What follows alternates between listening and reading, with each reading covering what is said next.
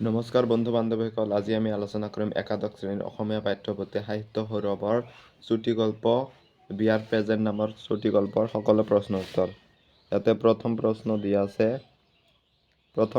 দিয়া আছে সৈয়দ আব্দুল মালিকৰ প্ৰথম প্ৰকাশিত চুটিগল্পৰ পুথিখনৰ নাম কি? উত্তৰ হ'ল সৈয়দ আব্দুল মালিকৰ প্ৰথম প্ৰকাশিত চুটিগল্পৰ পুথিখনৰ নাম পৰশমণি। তাৰপিছত দ্বিতীয় প্ৰশ্ন, কোনখন উপন্যাসৰ বাবে সৈয়দ আব্দুল মালিকে সাহিত্য একাডেমী বঁটা লাভ কৰিছিল? উত্তৰ হ'ব অঘৰী আত্মাৰ কাহিনী উপন্যাসৰ বাবে সৈয়দ আব্দুল মালিকে সাহিত্য একাডেমী বঁটা লাভ কৰিছিল। 1972 চনত লাভ কৰিছিল। চনটো ইম্পৰ্টেণ্ট হয়। তাৰপিছত নেক্সট প্ৰশ্ন 3 নম্বৰ, সৈয়দ আব্দুল মালিকে ৰচনা কৰা এখন ভ্ৰমণ কাহিনীৰ নাম লিখা। উত্তৰ হ'ব সৈয়দ আব্দুল মালিকে ৰচনা কৰা এখন ভ্ৰমণ কাহিনী হ'ল মাজত মাথো হিমালয়। তাৰপিছত 4 নম্বৰ প্ৰশ্ন, জ্যোতিপ্ৰসাদ আগৰৱালাৰ জীৱনক কেন্দ্ৰ কৰি সৈয়দ আব্দুল মালিকে ৰচনা কৰা উপন্যাসৰ নাম কি? উত্তৰ হ'ব জ্যোতিপ্ৰসাদ আগৰৱালাৰ জীৱনক কেন্দ্ৰ কৰি সৈয়দ আব্দুল মালিকে ৰচনা কৰা উপন্যাসৰ নাম ৰূপতীৰ্থৰ যাত্ৰী। তাৰপিছত 5 নম্বৰ প্ৰশ্ন, বিয়াৰ প্ৰেজেণ্ট গল্পত থকা অসুখ হোৱা ছোৱালীজনীৰ নাম কি? উত্তৰ হ'ব বিয়াৰ প্ৰেজেণ্ট গল্পত থকা অসুখ হোৱা ছোৱালীজনীৰ নাম বিনীতা। তাৰপিছত 2 মাৰ্কৰ বাবে 1 নম্বৰ দিয়া আছে, তেওঁৱেই আগবাঢ়ি আহিল আৰু মোৰ মুখলৈ চাই সুধিলে আমাৰ তাৰে নোহোৱা নে? কোনে কাক কথাষাৰ সুধিছিল? উত্তৰ, তেওঁৱেই আগবাঢ়ি আহিল আৰু মোৰ মুখলৈ চাই সুধিলে আমাৰ তাৰে নোহোৱা নে? এই কথাষাৰ কনকেশ্বৰ ঠাকুৰে নাজিয়াক সুধিছিল। তাৰপিছত 2 নম্বৰ প্ৰশ্ন, নাজিয়াই কাৰ বিয়া খাবলৈ গৈছিল? উত্তৰ হ'ব নাজিয়া সম্পৰ্কীয় মোমায়েক নগৰৰ বিখ্যাত মানুহ ৰিটায়াৰ্ড হাকিম আহমেদ চাহাবৰ নুমলীয়া জীয়েকৰ বিয়া খাবলৈ গৈছিল। তাৰপিছত 3 নম্বৰ প্ৰশ্ন, নাজিয়াই কিয় হস্পিতাললৈ যাবলগীয়া হ'ল? উত্তৰ হ'ব কনকেশ্বৰ ঠাকুৰৰ সৰু জীয়েক হস্পিতালত আছিল। চিকিৎসকৰ বাবে টকাৰ অসুবিধা হোৱাৰ বাবে ঠাকুৰে গাঁৱলৈ যাবলৈ ওলোৱা জীয়েকক হস্পিতালত ৰাখিবলৈ নাজিয়াই হস্পিতালত যাবলগীয়া হৈছিল। 4 নম্বৰ প্ৰশ্ন, কনকেশ্বৰ ঠাকুৰে তেওঁৰ কন্যা বিনীতাৰ অপাৰেশ্যন কৰাবলৈ ক'ৰ পৰা পইচা পালে? উত্তৰ হ'ব কনকেশ্বৰ ঠাকুৰে তেওঁৰ কন্যা বিনীতাৰ অপাৰেশ্যন কৰাবলৈ নাজিয়াৰ পৰা পইচা পালে। তাৰপিছত 5 নম্বৰ, আমাৰ দুজন একেলগে বিয়ালৈ যোৱাটো উচিত নহ'ব। আমাৰ দুজন বুলি ইয়াত কাৰ কাৰ কথা কোৱা হৈছে? উত্তৰ হ'ব আমাৰ দুজন একেলগে বিয়ালৈ যোৱাটো উচিত নহ'ব। আমাৰ দুজন বুলি ইয়াত নাজিয়া আৰু নাজিয়াৰ গিৰিয়েকৰ কথা কোৱা হৈছে। দীঘল প্ৰশ্ন 4 বা 5 মূল্যাংকৰ বাবে 1 নম্বৰ দিয়া আছে, কি পৰিস্থিতিত কনকেশ্বৰ ঠাকুৰে নাজিয়াক লগ পাইছিল? উত্তৰ হ'ব নাজিয়া সম্পৰ্কীয় মোমায়েকৰ জীয়েকৰ বিয়া খাবলৈ গৈছিল আৰু বিয়া ঘৰলৈ বুলি ৰিক্সা এখন ল'ব ওলাওঁতে কনকেশ্বৰ ঠাকুৰে নাজিয়াক লগ পালে।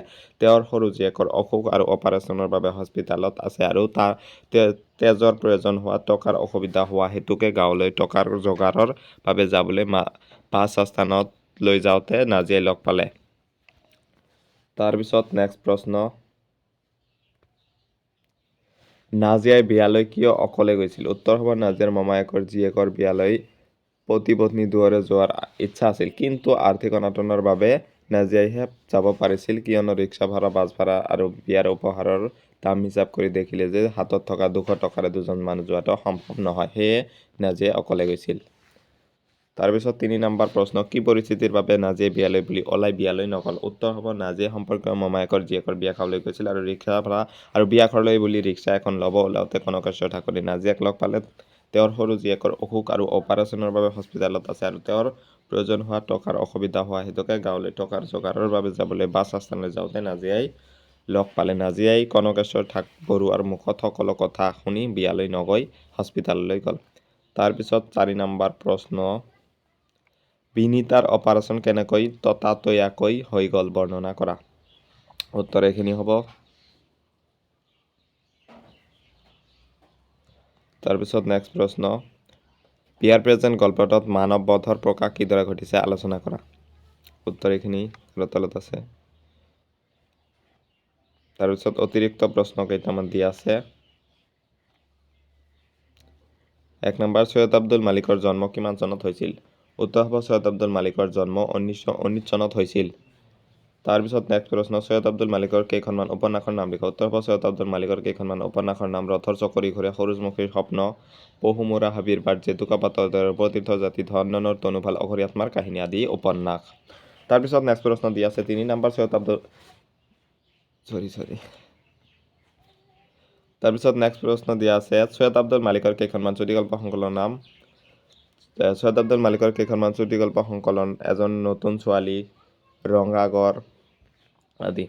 তাৰপিছত 4 নম্বৰ প্ৰশ্ন, সৈয়দ আব্দুল মালিকৰ কেইখনমান গৱেষণামূলক গ্ৰন্থৰ নাম লিখা। উত্তৰ হ'ব সৈয়দ আব্দুল মালিকৰ কেইখনমান গৱেষণামূলক গ্ৰন্থৰ নাম হ'ল অসমীয়া জিকিৰ আৰু জাৰি, আজান ফকীৰ আৰু সুৰীয়া জিকিৰ, চুফি আৰু চুফিবাত আদি। তাৰপিছত সৈয়দ আব্দুল মালিকে কিমান চনত ছভিয়েট দেশ নেহৰু বঁটা লাভ কৰিছিল। উত্তৰ হ'ব সৈয়দ আব্দুল মালিকে 1965 চনত ছভিয়েট দেশ নেহৰু বঁটা লাভ কৰিছিল। তাৰপিছত নেক্সট প্ৰশ্ন 6 নম্বৰ, সৈয়দ আব্দুল মালিকে কিমান চনত সাহিত্য একাডেমী বঁটা লাভ কৰিছিল। উত্তৰ হ'ব সৈয়দ আব্দুল মালিকে 1972 চনত সাহিত্য একাডেমী বঁটা লাভ কৰিছিল।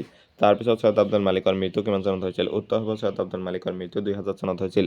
তো আজিৰ ভিডিঅ'টো এইখিনি আছিল। ভিডিঅ'টো চাই যদি ভাল পাইছে এটা লাইক কৰি দিব আৰু চেনেলটো যদিহে ছাবস্ক্ৰাইব কৰি দিব নতুন নতুন ভিডিঅ' পাবলৈ।